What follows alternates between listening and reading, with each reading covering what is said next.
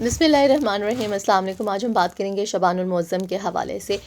رجب اللہ تعالیٰ کا مہینہ ہے، شعبان المعظم جو ہے وہ رسول پاک صلی اللہ علیہ وآلہ وسلم کا مہینہ ہے، اور رمضان المبارک جو ہے وہ امت رسول صلی اللہ علیہ وآلہ وسلم کا مہینہ ہے۔ رمضان المبارک کے بارے میں کہا جاتا ہے کہ اس میں گناہ جو ہیں وہ ڈھل جاتے ہیں، جتنی ہم عبادات کرتے ہیں اس کا جو ثواب جو ہے وہ بڑھ جاتا ہے۔ تو رمضان کو جو ہے وہ ہم بہت زیادہ اہمیت دے رہے ہوتے ہیں، اور جس طرح آپ صلی اللہ علیہ وآلہ وسلم رحمت کا منبع ہیں، رحمت للعالمین ہیں، آپ صلی اللہ علیہ وآلہ وسلم کے یہاں صرف اور صرف خیر ہے، اور یہاں صرف اور صرف رحمت ہی رحمت ہے تمام خلق خدا کے لیے، چاہے وہ رسول پاک صلی اللہ علیہ وآلہ وسلم کو مانتے ہیں یا نہیں مانتے ہیں، چاہے وہ اللہ پاک کو مانتے ہیں یا نہیں مانتے ہیں، ان کا تعلق کسی بھی مذہب سے ہے، لیکن چونکہ وہ خدا تعالیٰ کے بندے ہیں تو رحمت للعالمین ہیں آپ صلی اللہ علیہ وآلہ وسلم، ان کی رحمت جو ہے وہ تمام لوگوں کے لیے ہے۔ اسی طرح شعبان المعظم جو آپ صلی اللہ علیہ وآلہ وسلم سے منسوب ہے کہ حضور پاک صلی اللہ علیہ وآلہ وسلم کا یہ مہینہ ہے، تو یہ باعث خیر و برکت ہے۔ جس طرح سے اللہ تعالیٰ نے ہر چیز میں سے 4 چیزوں کو بڑی فوقیت دی، اور ان میں سے 4 میں سے کسی ایک کو پھر زیادہ افضلیت بیان کی، اور اگر اس کی مثال کچھ اس طرح سے ہم لیں کہ روایات کے مطابق 1,24,000 پیغمبران جو ہیں وہ اس دنیا میں اللہ کا پیغام لے کر آئے۔ 4 پیغمبران کو بہت نمایاں کر دیا گیا، جن میں حضرت ابراہیم علیہ السلام، حضرت موسیٰ علیہ السلام، حضرت عیسیٰ علیہ السلام، اور آپ صلی اللہ علیہ وآلہ وسلم یعنی حضرت محمد مصطفیٰ صلی اللہ علیہ وآلہ وسلم۔ اور ان 4 پیغمبروں میں سے حضرت محمد صلی اللہ علیہ وآلہ وسلم کو امام الانبیاء بنا کر تمام پیغمبران پر فضیلت دے دی گئی۔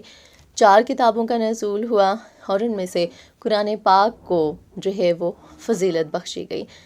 پھر اگر ہم ملائکہ کی بات کریں، فرشتوں کی بات کریں، تو ان کی تعداد بہت زیادہ ہے، اور کثرت تعداد کی وجہ سے ہر ایک فرشتے کو زندگی میں صرف ایک بار ہی موقع ملتا ہے کہ وہ عرش بالا پر جو خانہ کعبہ ہے اس کا طواف کر سکے۔ اور پھر ان فرشتوں میں جو سب سے زیادہ فضیلت دی گئی، نمایاں کیا گیا، وہ حضرت جبرائیل علیہ السلام کو۔ پھر مہینوں کی بات کریں تو اللہ تعالیٰ نے جتنے مہینے پیدا کیے ان میں 4 مہینوں کو حرمت والے مہینے قرار دیا گیا، اور لیکن ان میں جو سب سے زیادہ فضیلت دی گئی وہ شعبان المعظم کو۔ اور شعبان المعظم کو فضیلت کیوں دی گئی ہے؟ شعبان المعظم حضرت محمد مصطفیٰ صلی اللہ علیہ وآلہ وسلم کا مہینہ ہے۔ جب ہم رمضان کی عبادات کر رہے ہوتے ہیں اور ہم یہ کہہ رہے ہوتے ہیں کہ اس میں گناہ ڈھل جاتے ہیں اور یہ امت رسول صلی اللہ علیہ وآلہ وسلم کا مہینہ ہے، تو رمضان المبارک میں حاصل ہونے والی تمام خیر و برکات اور نیکیوں کا جو اصل منبع ہے وہ ہے شعبان المعظم، جو کہ رسول پاک صلی اللہ علیہ وآلہ وسلم کا مہینہ ہے۔ شعبان المعظم کی اہمیت و فضیلت کو سید سرفراز احمد شاہ صاحب نے اپنی کتاب کہف فقیر میں صفحہ نمبر 93 میں کچھ اس طرح سے بیان کیا ہے کہ جس طرح چاند کی روشنی بڑی ٹھنڈی ہوتی ہے، اس میں ایک رومانس ہوتا ہے، لیکن وہ روشنی اس کی اپنی نہیں ہوتی ہے، یہ سورج کی کرنیں ہوتی ہیں جو چاند سے ٹکرا کر منعکس ہوتی ہیں اور چاند کی صورت میں ہم تک آتی ہیں۔ اس لحاظ سے فضیلت بہرحال سورج ہی کو حاصل ہے، کیونکہ روشنی کا اصل منبع جو ہے وہ سورج ہی ہے۔ ماہ شعبان برکتوں کا مہینہ ہے، رحمتوں کا مہینہ ہے۔ جب ہم نے ماہ رجب کی بات کی تھی تو ہم نے کہا تھا کہ ماہ رجب جو ہے وہ بیج بونے کا مہینہ ہے، شعبان جو ہے وہ اس کو پانی دینے کا مہینہ ہے۔ جو بیج ہم نے بویا رجب میں، اس کو پانی دیا ہم نے شعبان المعظم میں، اور پھر ہم فصل کاٹتے ہیں رمضان المبارک۔ اور ماہ شعبان کی برکت جو ہے وہ بہت زیادہ ہے، کیونکہ آپ صلی اللہ علیہ وآلہ وسلم کا مہینہ ہے، اور بہت سی روایات سے ہمیں معلوم ہوتا ہے کہ جب بھی ماہ شعبان کا چاند نظر آتا تھا تو رسول پاک صلی اللہ علیہ وآلہ وسلم عبادات میں مصروف ہو جاتے تھے، زیادہ سے زیادہ قرآن پاک کی تلاوت کیا کرتے تھے۔ پھر کہف فقیر کے صفحہ نمبر 93 میں ہی ماہ شعبان کی عبادات کے حوالے سے ڈیٹیل موجود ہے کہ جیسے ہی شعبان کا چاند نظر آئے تو غسل کر کے باوضو ہو کر تلاوت کلام پاک کثرت سے کرنی چاہیے، اور یہ معمول جو ہے وہ تمام مہینہ جو ہے وہ ہمیں جاری رکھنا چاہیے، کیونکہ آپ صلی اللہ علیہ وآلہ وسلم کا معمول بھی یہی رہا ہے۔ ماہ شعبان میں نفلی روزے رکھنے کی بھی بہت زیادہ اہمیت ہے، اور ہمیں بہت سی روایات سے ملتا ہے کہ رسول پاک صلی اللہ علیہ وآلہ وسلم جو ہیں وہ ماہ شعبان میں بھی روزے رکھا کرتے تھے، لیکن رمضان المبارک کے علاوہ انہوں نے کبھی بھی کسی بھی مہینے کے پورے روزے نہیں رکھے ہیں۔ آپ صلی اللہ علیہ وآلہ وسلم نے فرمایا کہ تم شعبان کا پہلا، درمیان والا اور آخری روزہ رکھ لیا کرو، اس سے تمہیں پورے مہینے کے روزوں کا ثواب مل جائے گا، کیونکہ شعبان میں ایک روزے کا ثواب جو ہے وہ 10 روزوں کے برابر ہو جاتا ہے۔ سبحان اللہ۔ تو جب ہم پہلا روزہ رکھتے ہیں تو 10 دنوں کے 10 روزوں کا ہمیں ثواب مل گیا، جب ہم نے درمیان والا رکھا تو 20 روزوں کا، اور تیسرا جب آخری رکھیں گے تو وہ 30 روزے، یعنی کہ ہمارا پورے مہینے کا ہمیں ثواب جو ہے وہ مل جائے گا۔ پھر ہم دیکھتے ہیں کہ